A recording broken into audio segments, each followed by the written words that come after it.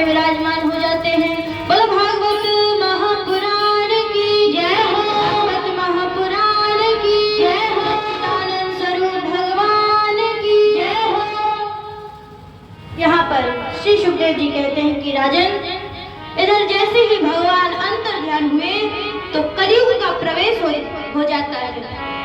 आगे कहते हैं कि राजन, इस कलयुग में बहुत ही दोष है। कली दोष निधे राजन नास्ति एको महान गुणे कीर्तनम देव कृष्णस्य मुक्त संग परम रजे।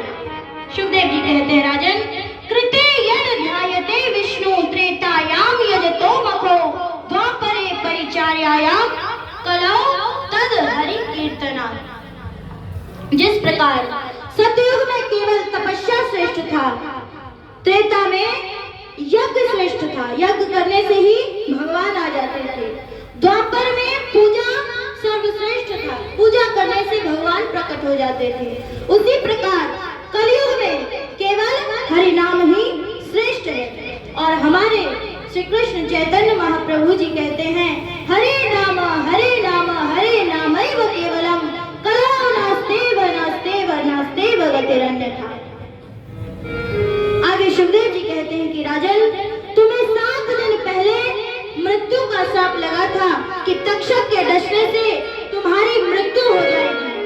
अब अंतिम उपदेश श्रवण करो, क्योंकि इन 7 दिनों में जो जो तुमने प्रश्न किए मैंने उत्तर दिए। अब अंतिम उपदेश श्रवण करो।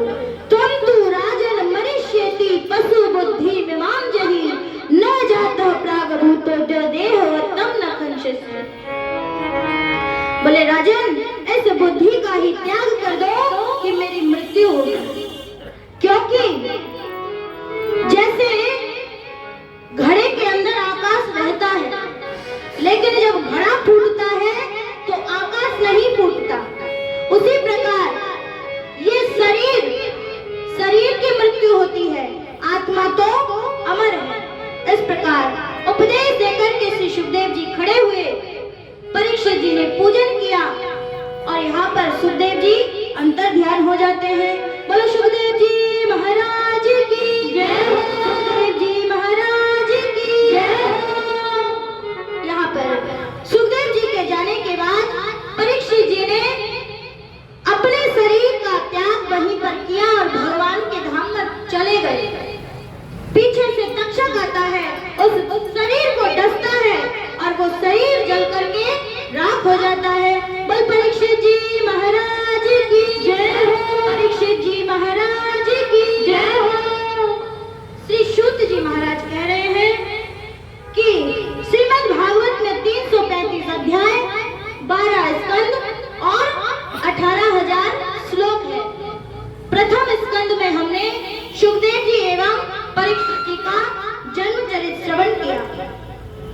दूसरे स्कंद में सृष्टि कर्म विस्तार कपिल देवहूति संवाद को हमने श्रवण किया।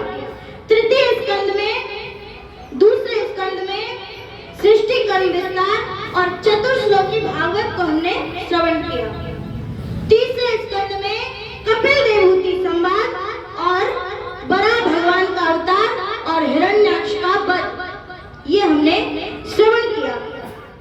चतुर्थ स्कंद में माता सती का चरित्र, ध्रुव जी की कथा, ये हमने श्रवण किया। पांचवें स्कंद में प्रियव्रत चरित्र, नाभि चरित्र, ऋषभ देव जी की कथा और भरत जी की कथा को हमने श्रवण किया। छठवें स्कंद में नरकों के विषय में श्रवण किया, अजामिल जी के चरित्र को श्रवण किया। सातवें स्कंद में प्रहलाद जी के चरित्र को श्रवण किया। अष्टम स्कंद में मनवंतरों का वर्णन, गजग्राह का वर्णन और वामन भगवान की कथा को हमने श्रवण किया। नवम स्कंद में सूर्यवंश तथा चंद्रवंश का वर्णन और भगवान राम के चरित्र को हमने श्रवण किया। दसम स्कंद में भगवान श्री कृष्ण जी के लीलाओं को हमने श्रवण किया, जैसे गोकुल लीला, वृंदावन लीला, मथुरा लीला और द्वारिका लीला। 11वें स्कंद में अवधूतोपाख्यान, यदु दत्तात्रेय संवाद, ये हमने श्रवण किया। 12वें स्कंद में कलयुग का दुर्गुण, नाम की महिमा जी का अंतिम उपदेश और परीक्षित जी का परम गति लाभ, ये सब हमने श्रवण किया। जैसे गंगा जी में, नदियों में गंगा जी श्रेष्ठ है,